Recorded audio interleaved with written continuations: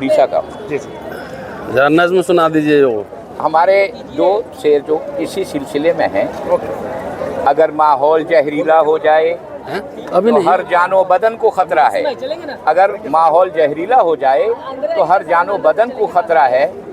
खुद माली नोच डाले फूलों को तो चमन को खतरा है। अगर औलाद निकम्मी हो जाए तो धन को खतरा है।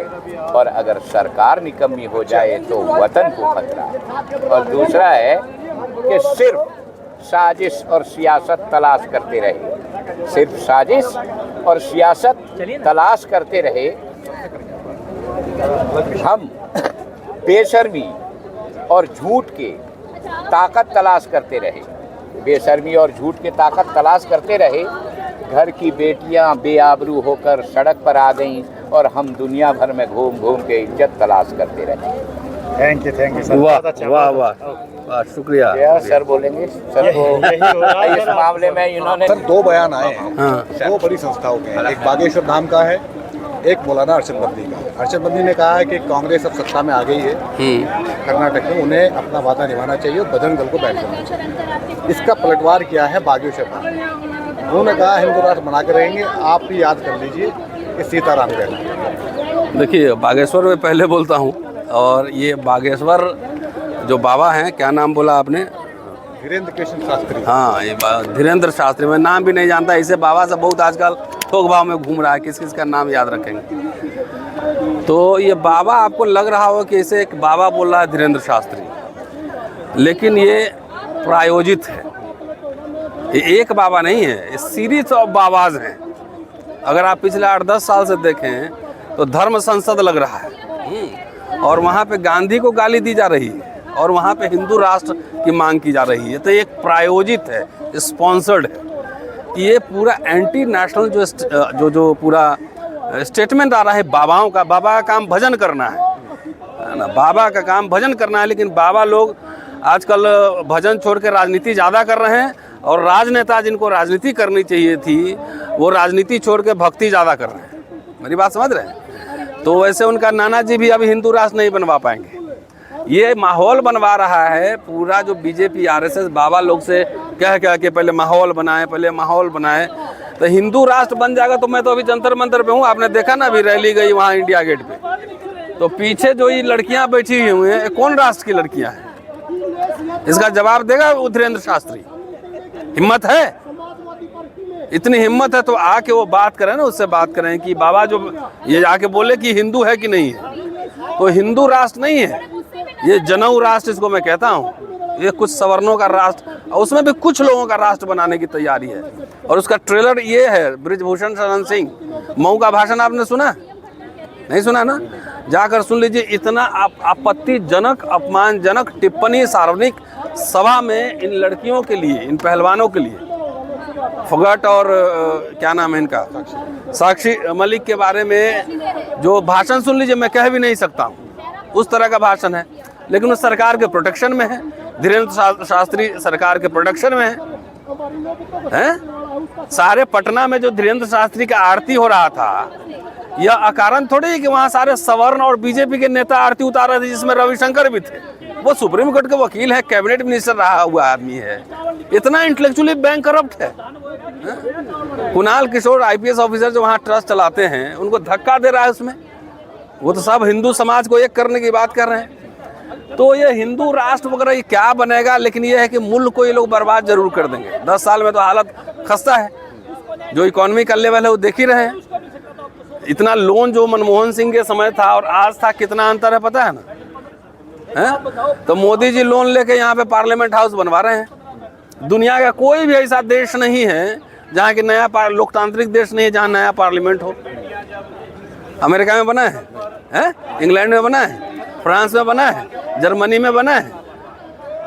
ये 75 साल में ही आपको नए पार्लियामेंट की जरूरत पड़ गई। क्यों भाई?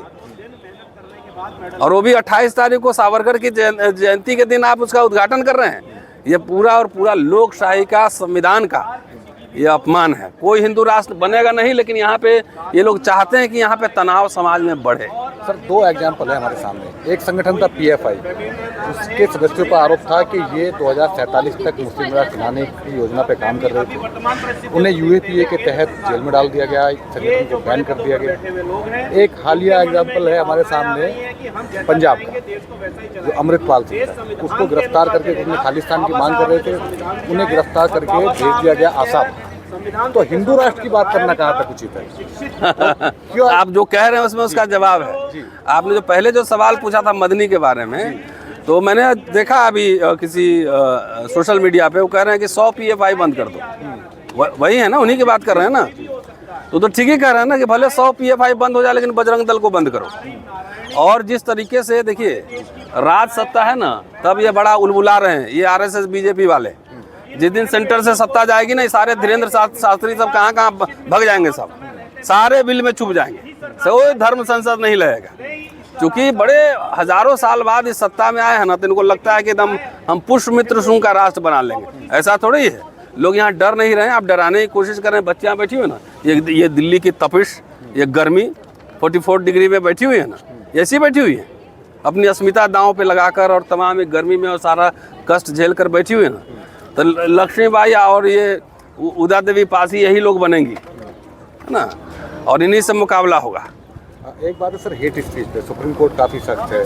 सुप्रीम कोर्ट ने कहा भी कि पुलिस स्वतः संज्ञान ले और कार्रवाई करे, लेकिन कार्रवाई नहीं हो पा रही ना, पुलिस संज्ञान ले रही। क्या बोले, अब सैया भाई कोतवाल तो डर का है का, पुलिस सरकार उसी का।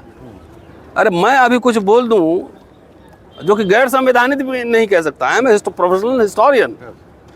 मैं बोल दूं तो अभी दिल्ली पुलिस वाला यहाँ घूम रहा है, कोई गिरफ्तार कर लेगा। तो इसको काहे नहीं गिरफ्तार कर रहा है ब्रिजभूषण शरण सिंह को? तो जब इनका देश में 2 कानून चल रहा है, एक RSS और बजरंग दल और BJP वालों का कानून है, और एक कानून जो है जो देश के बाकी लोग हैं, जिसमें विपक्षी नेता हैं, इनसे दक्षिणपंथी राजनीति से असहमति रखने वाले लोग हैं, ये लोग हैं। तो आप कितना चोरी चकारी कर लीजिए, आप BJP में चले आइए, साबुन मार के जो है ना वॉशिंग मशीन में डाल देगा, एकदम चकाचक साफ होकर निकल जाइएगा, है ना। तो ये लोग अति कर दिया है, मैं कह रहा हूँ सिर्फ अति कर दिया है कि ऐसा। मैं कि अभी कांग्रेस के लीडर से बात कर रहा था कुछ दिन पहले, मैंने पूछा कि आप लोग की जब सरकार थी तो उसमें RSS भी, संघी टाइप के लोग भी आप लोग के सरकार में, कुछ मिनिस्टर भी थे, कुछ ऑफिसर भी थे, कुछ वाइस चांसलर भी थे, संघी टाइप के लोगों को भी आप लोग जगह दे देते। बोला हाँ ये बात तो है। तो हमने पूछा कि अभी जो देश में चल रहा है, आपने इसकी कल्पना की थी? उदाहरण देके कि सोनिया गांधी को और राहुल गांधी को ईडी ने तलब किया, सांसदी खत्म हुई, घर से निकाल दिया, इसकी कल्पना किए थे? तो बोले इसकी कल्पना नहीं किए थे। मैंने इसीलिए कहा इतिहास पढ़ना जरूरी है ना। ये कांग्रेस के अंदर भी जो कासंगीस थे लपेट लिए ना, इतिहास जानना जरूरी। ये लोग ऐसे ही हैं, ये कोई भी नोट ऑफ डाइसेंट, विरोध के स्वर ये बर्दाश्त नहीं कर सकते हैं। और जब सत्ता में रहेंगे तो पूरा जो है ये परशुराम बनेंगे, और जब सत्ता से बाहर रहते हैं ना तो सुदामा बन जाते हैं लेंगे। और सत्ता से बाहर निकलते, याद मेरा इंटरव्यू रख लीजिएगा, अगर सत्ता बदल गई 24 में तो ये लोग आपको आधा नज़र नहीं आएगा कहीं भी। जो धर्म संसद और जो हेट स्पीच लग रहा है ना, हेट स्पीच, इसमें से नहीं नजर आया, क्योंकि जेल में जाने में लोग को डर लगता है। हम लोग नहीं डर लगता है ना, कि हम लोग सच के लिए लड़ते हैं। जेल में जाने के लिए डर लगता है क्योंकि ये लोग माफ़ी वीर हैं, है ना। माफ़ी मांग लेना, पाँव पकड़ लेना। अभी मायावती प्रधानमंत्री बन जाए, मायावती मुख्यमंत्री बन जाए, अखिलेश बन जाए, जाके चरण पकड़ लेगा वहाँ पे। हम लोग नहीं जाते हैं इनके पास, किसी के पास। हम लोग लड़ते हैं इनसे, इनके अन्याय के खिलाफ लड़ते हैं। तो मिला जुला के बात है कि कोई असली जो सवाल है शिक्षा, स्वास्थ्य, बेरोजगारी का, महंगाई का, ये सब पे बात नहीं कर रहा। हिंदू राष्ट्र बना लेंगे। तो हिंदू राष्ट्र तो बना था, नेपाल था, क्या हाल है जाके देख लीजिए। मुस्लिम राष्ट्र पाकिस्तान तो बना था, तो क्या हाल है जाके देख लीजिए। क्या वही बनाना चाहते हैं, जनेऊ राष्ट्र?